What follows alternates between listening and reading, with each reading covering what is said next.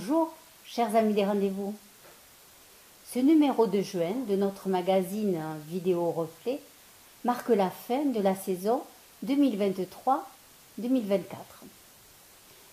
Ce fut une saison riche en animations culturelles variées, suivie par un public intéressé, souvent passionné, qui nous pousse toujours vers plus de qualité, comme le montrent une nouvelle fois les 2 animations de ce mois-ci. Fin mai, la session d'étoiles, consacrée au réalisateur Robert Guédiguian, a permis au public de voir ou de revoir 5 de ses films. Si beaucoup des spectateurs connaissaient les neiges du Kilimandjaro et les débats de conscience dans lesquels se débattent les personnages, ou La Villa, dont la fratrie commence à se déchirer avant de s'unir autour d'un projet généreux, les films du samedi ont été souvent des découvertes.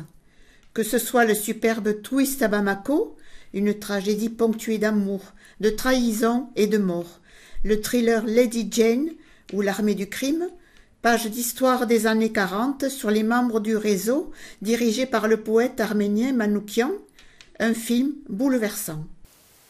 Le lundi 10 juin, le CEP d'Alain Jobert portait une thématique scientifique.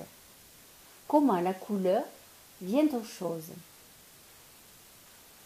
Alain, quand je regarde les couleurs de l'arc-en-ciel, du violet jusqu'au rouge, je ne vois ni le blanc ni le noir. Est-ce que le blanc et le noir sont des couleurs au même titre que les autres? Eh bien, cela dépend de la signification que tu donnes au mot « couleur ». Évidemment, si tu parles des couleurs de l'arc-en-ciel, on voit uniquement le spectre du violet au rouge, mais tu as vu qu'on peut également envisager la couleur comme la sensation que construit le cerveau à partir de la lumière qui pénètre dans l'œil envoyée par l'objet que l'on regarde. À ce titre, le noir et le blanc, puisque de temps en temps nous voyons noir et même blanc aussi, sont des couleurs comme les autres. Devant 150 participants, Alain Jobert a présenté et commenté un diaporama expliquant que la couleur n'est pas liée aux choses qu'on voit, mais au fonctionnement de la lumière, de l'œil et du cerveau. Ce fut une conférence de très bon niveau scientifique, riche d'exemples issus du monde minéral, animal et végétal. À l'issue de la séance, le public savait que le blanc et le noir n'étaient pas des couleurs, contrairement aux 7 couleurs de l'arc-en-ciel. Et maintenant, place aux vacances. Et comme diraient les écoliers, vive les vacances.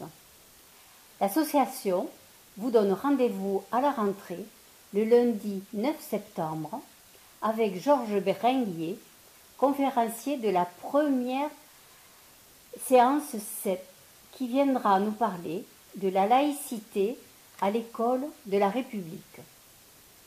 En attendant, cet été, culturez-vous bien. Avec ce numéro 56 se termine la saison des rendez-vous.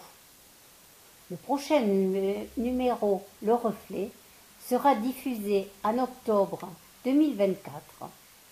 Mais toute l'équipe, Yvan, Thomas, François et Alain, tient à remercier tous les intervenants qui, tout au long de la saison, se sont joints à nous pour que ce magazine soit vivant, plus amical, plus solidaire.